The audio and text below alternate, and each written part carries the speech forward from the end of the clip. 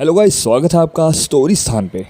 और इस चैनल पे मैं आपको कुछ कहानियाँ बताऊंगा जो कुछ मेरी होंगी, कुछ मेरे दोस्तों की, मतलब रियल स्टोरीज।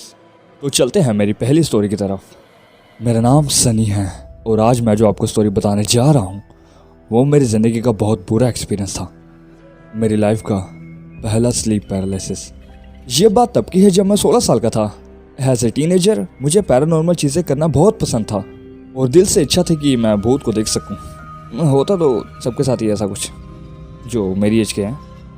तो उस रात के कुछ 12 बजे मैं यूट्यूब पर सर्च कर रहा था कि शरीर से आत्मा कैसे अलग करें, या जिसे हम एस्ट्रल ट्रैवल भी कहते हैं। मुझे लगा था कि बहुत मज़ा आएगा, लेकिन मेरे लेने के देने पड़ गए थे। तो ये करने के लिए आपको एक शांत जगह चाहिए होती है, और भगवान की कृपा से मैं उस रात को घर पर अकेला था। तो उस वीडियो में बताया गया था कि सीधे लेटना है, अपने दोनों हाथों को पेट पर रखना है और अपना जो फोकस है, मतलब शरीर की जो सारी ऊर्जा एनर्जी होती है उसको एक पॉइंट पर फोकस करना है, या तो माथे के सेंटर में या चेस्ट में। और शरीर को सुलाए रखना होता है और दिमाग को जगाए रखना होता है। काफ़ी थोड़ा कॉम्प्लिकेटेड सा लग रहा है, लेकिन प्रैक्टिस से हो जाता है। तो मैं भी सेम कर रहा था। करीब 1-1.5 बजे मैंने ये करना स्टार्ट कर दिया था। तो अचानक कुछ 2 बजे के करीब मुझे पता नहीं चला मेरी कब आँख लग गई, और फिर 3 बजे के करीब मुझे अचानक घुटन महसूस होने लग गई थी। अजीब सा फील हो रहा था कि ऐसा लग रहा था कि मेरे शरीर पर कुछ दबाव आ चुका है और मैं हिलने की कोशिश कर रहा हूँ लेकिन हिल नहीं पा रहा। बोलने की कोशिश कर रहा हूँ, बोल भी नहीं पा रहा था, और आंखें भी नहीं खोल पा रहा था मैं। ऐसा लग रहा था जैसे किसी ने मुझे पकड़ के रखा हुआ है। फिर अचानक ऐसा फील हुआ कि मेरे सामने कोई एक साया है। मैं उसे देख तो नहीं पा रहा था, पर मैं उसे महसूस कर रहा था। तब मेरी बहुत हालत ख़राब हो चुकी थी।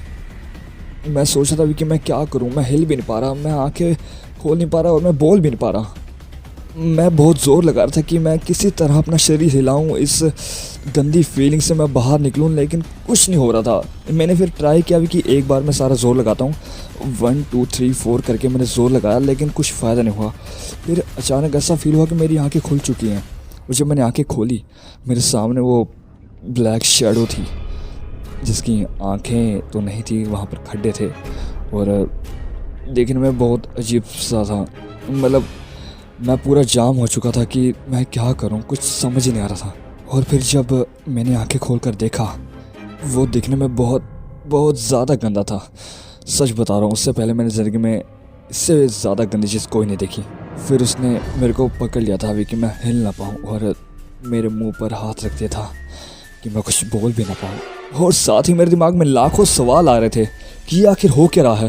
पहले तो ऐसा कभी नहीं हुआ, मुझे तो आदत है देर रात तक जागने की, लेकिन फिर भी मैं 5 मिनट तक कोशिश करता रहा कि अपने आप को हिला पाऊँ, अपने आप को होश में ला पाऊँ, क्योंकि मुझे सांस लेने में बहुत दिक्कत आ रही थी।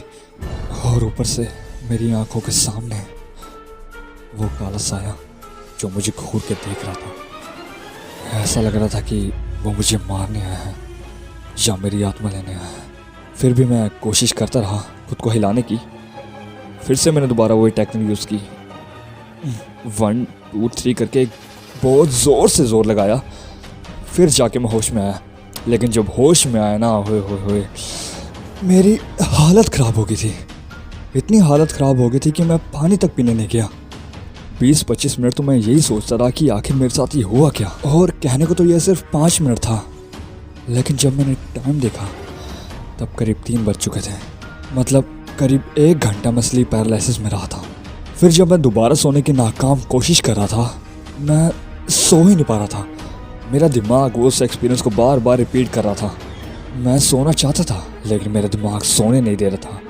तो फिर मैंने ईयरफोन्स में सॉन्ग्स लगाए और सॉन्ग सुनते सुनते सो गया। तो बताइए कैसे लगी मेरी कहानी। वैसे ये कहानी नहीं है, ये रियल स्टोरी है जो मेरे साथ हो चुका है। और अगर मेरी स्टोरी अच्छी लगी हो तो इस चैनल को सब्सक्राइब करना और लाइक शेयर कमेंट तो करना ही करना है। और अगर आप अपनी कोई स्टोरी शेयर करना चाहते हैं तो मुझे मेल कर देना या इंस्टाग्राम पर मुझे मैसेज कर देना, मैं लिंक डिस्क्रिप्शन में दे दूँगा। और मुझे सजेस्ट करो कि आपको और किस टाइप की स्टोरी चाहिए, मतलब ऐसी हॉरर या और भी जैसे फ़नी, रोमांटिक या ब्ला ब्ला ब्ला ब्ला स्कूल लाइफ की। तो फिर मिलेंगे अगली वीडियो में एक नई स्टोरी के साथ।